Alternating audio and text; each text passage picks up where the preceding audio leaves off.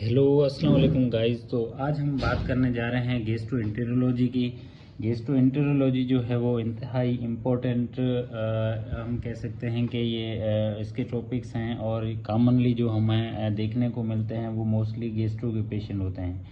तो हम series wise पढ़ेंगे। सबसे पहले जो है वो हमारे पास टॉपिक है वो है मोटिलिटी डिसऑर्डर। मोटिलिटी डिसऑर्डर के अंदर हमारे पास सबसे पहले जो टॉपिक आता है जिसे हम एक्लेजिया कहते हैं। अब एक्लेजिया जो है वो एक ग्रीक टर्म है जिसकी मीनिंग है डज नॉट रिलैक्स। ठीक है, कोई भी चीज़ रिलैक्स ना हो तो उसे हम कहते हैं एक्लेजिया ग्रीक के अंदर। ठीक है, अब इसकी प्राइमरी डेफिनेशन क्या है, आप डेफिनेशन देखें कि प्राइमरी ईसोफेजियल मोटिलिटी डिसऑर्डर है और associated with spasm of the lower oesophageal sphincter. ठीक है, अब क्या होता है कि लोअर ईसोफेजियल स्फिंक्टर किसे कहते हैं, आप ये देखें, ये हमारे पास जो है वो ईसोफेगस है। ठीक है, अब ईसोफेगस के तीन पोर्शन होते हैं, एक होता है अपर, मिडल और लोअर। ये जो लोअर पोर्शन होता है यहाँ पर एक हम कह सकते हैं कि स्फिंक्टर होता है जो क्या करता है कि ये जो स्टमक का कंटेंट है इसको ऊपर ईसोफेगस में नहीं आने देता है।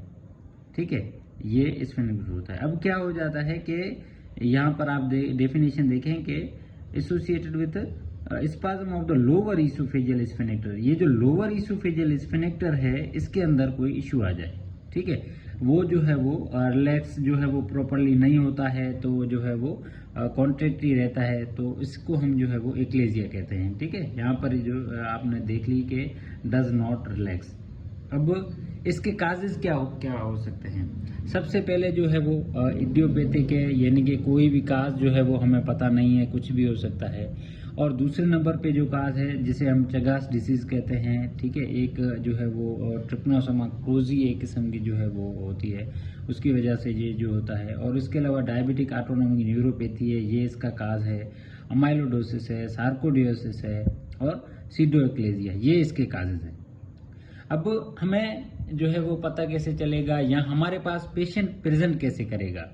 ठीक है, तो पेशेंट बेसिकली एक ट्रेड के साथ प्रेजेंट करता है जिसे हम जो है वो इजीली डायग्नोज कर जाते हैं। तो सबसे पहले जो है वो पेशेंट के अंदर हिस्ट्री होगी डिस्फेजिया की और दूसरी हिस्ट्री होगी रीगर्जिटेशन की। ठीक है, डिस्फेजिया मीन्स डिफिकल्टी इन सॉलोइंग और रीगर्जिटेशन मीन्स के जो है वो जो भी निकलेगा वो जो है वो रीगर्जिटेट होगा एंटी पेरिस्टाल्टिक वे के अंदर। और उसके अलावा पेशेंट के अंदर जो है वो वेट लॉस की हिस्ट्री होगी और चेस्ट पेन होगा। ये जो है वो क्लिनिकल जो है वो हम कह सकते हैं कि ट्रेड है। ये dysphagia, regurgitation and weight loss, इसके साथ पेशेंट मोस्टली प्रेजेंट करता है। और इसके अलावा जो है वो हम बात कर लेते हैं कि हम फर्दर जो है इसको डायग्नोज करने के लिए टेस्ट करवाते हैं जिसको हम कहते हैं बेरियम सालो टेस्ट। अब बेरियम सालो टेस्ट के अंदर क्या होता है कि जब हम जो है वो बेरियम सालो एक्सरे के थ्रू करवाते हैं तो हमें ईसोफेगस के लेवल पर यहाँ पर ये आप देख सकते हैं कि ये स्टिफ हो जाता है पोर्शन। तो क्या होता है कि जब हम एक्सरे करवाते हैं तो हमें जो है वो एक अपीरियंस मिलती है जिसको हम कहते हैं बर्ड बीक लाइक अपीरियंस। ठीक है, इस ये बीसीक्यूज भी आता है मोस्ट ऑफ द केसेस के जो है वो हमें बेरियम सालो करवाते हैं तो उसके अंदर हमें फाइंडिंग क्या मिलती है, तो बेरियम सालों के अंदर बर्ड बीक लाइक अपीयरेंस मिलती है। और दूसरी जो है वो हम इसे पेंसिल टिप भी कह सकते हैं। ये देखिए आप, पेंसिल की जो टिप होती है बिल्कुल वैसी ही आपको नज़र आ रही है। तो ये हम जो है वो बेरियम सालों के थ्रू हम देखने को मिलती है। इसके अलावा अगर हम बात करते हैं ईसोफेजियल मोनोमेट्री। ठीक है, ईसोफेजियल मोनोमेट्री जो होती है वो क्या होती है कि गोल्ड स्टैंडर्ड टेस्ट होती है फॉर एक्लेजिया। और इसके अलावा इसके अंदर हमें क्या मिलता है कि increase resting pressure in the lower oesophageal sphincter. ये जो लोअर ईसोफेजियल स्फिंक्टर होता है यहाँ पर प्रेशर इंक्रीज मिलता है और डिक्रीज पेरिस्टाल्सिस मिलती है in the body of oesophagus. ठीक है, आई होप आपको इतना समझ में आया होगा। अब हम ट्रीटमेंट की बात करें तो ट्रीटमेंट जो है वो हम फार्माकोलॉजिकल करते हैं। फर्स्ट ऑफ ऑल फार्माकोलॉजिकल के अंदर हमारे पास जो है वो कैल्शियम चैनल ब्लॉकर आ जाते हैं, नाइट्रेट्स आ जाते हैं और एंडोस्कोपिक इंजेक्शन बोटुलियम टॉक्सिन का जो है वो ये यूज़ करते हैं। उसके अलावा हमारे पास जो है वो नॉन फार्माकोलॉजिकल ट्रीटमेंट हम तब करते हैं जब हमारा जो है फार्माकोलॉजिकल ट्रीटमेंट जो है वो इनफेक्टिव हो, जिसका कोई भी मतलब के असर नहीं हो, तो उसके बाद जो है वो हम नॉन फार्माकोलॉजिकल ट्रीटमेंट करते हैं, जिसके अंदर सबसे पहले हम निमोटिक डायलेशन करते हैं। हम क्या करते हैं कि एंडोस्कोपी के थ्रू, ये हमारे पास जो है वो लोअर इसोफेजियल स्फिनेक्टर हमने पढ़ा था कि यहाँ पर इशू होता है, ठीक है ना। यहाँ पर लोअर इसोफेजियल जो स्फिनेक्टर है, हम क्या करते हैं कि डायलेट कर लेते हैं इसको, किसे जो बैलून्स लेके, और बैलून के थ्रू जो है वो बैलून एंडोस्कोपी के थ्रू जो है वो यहाँ पर आता है, और इसको जो है वो हम एयर फिल करके डायलेट कर लेते हैं, ताकि जो है वो ये स्पेस बन जाए और हम जो भी खाना खाएं या कुछ भी चीज़ें हैं जो वो इजीली स्टमक के अंदर आ सके, ठीक है। तो एंडोस्कोपी के थ्रू ये करते हैं। अगर निमोटिक डायलेशन भी जो है वो असर नहीं करता, तो फिर हम फाइनल जो है वो करते हैं, जिसे हम कहते हैं हिलर्स मायोटोमी। हिलर्स मायोटोमी में क्या करते हैं कि हमारे पास जो ये स्टिफनेस होती है ना, जिसके अंदर ये स्फिनेक्टर है, सपोज करेंगे ये हमारे पास इसोफेगस है और इसके अंदर ये जो स्फिनेक्टर है ना, इनको जो है वो हम कट कर देते हैं।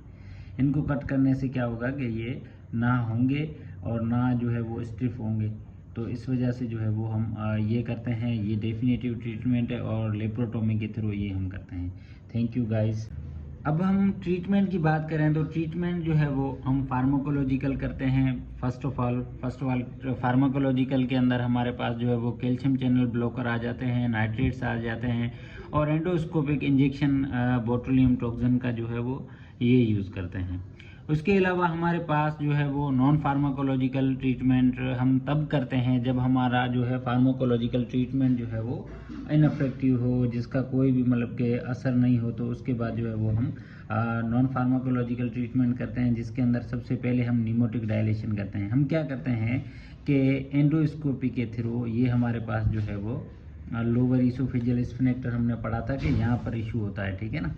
यहाँ पर लोअर इसोफेजियल जो स्फिनेक्टर है, हम क्या करते हैं कि डायलेट कर लेते हैं इसको, किसे जो बैलून्स लेके, और बैलून के थ्रू जो है वो बैलून एंडोस्कोपी के थ्रू जो है वो यहाँ पर आता है, और इसको जो है वो हम एयर फिल करके डायलेट कर लेते हैं, ताकि जो है वो ये स्पेस बन जाए और हम जो भी खाना खाएं या कुछ भी चीज़ें हैं जो वो इजीली स्टमक के अंदर आ सके, ठीक है। तो एंडोस्कोपी के थ्रू ये करते हैं। अगर निमोटिक डायलेशन भी जो है वो असर नहीं करता, तो फिर हम फाइनल जो है वो करते हैं, जिसे हम कहते हैं हिलर्स मायोटोमी। हिलर्स मायोटोमी में क्या करते हैं कि हमारे पास जो ये स्टिफनेस होती है ना, जिसके अंदर ये स्फिनेक्टर है, सपोज करेंगे ये हमारे पास इसोफेगस है और इसके अंदर ये जो स्फिनेक्टर है ना, इनको जो है वो हम कट कर देते हैं। इनको कट करने से क्या होगा कि ये ना होंगे और ना जो है वो स्टिफ होंगे, तो इस वजह से जो है वो हम ये करते हैं। ये डेफिनेटिव ट्रीटमेंट है और लेप्रोटोमी के थ्रू ये हम करते हैं। Thank you guys.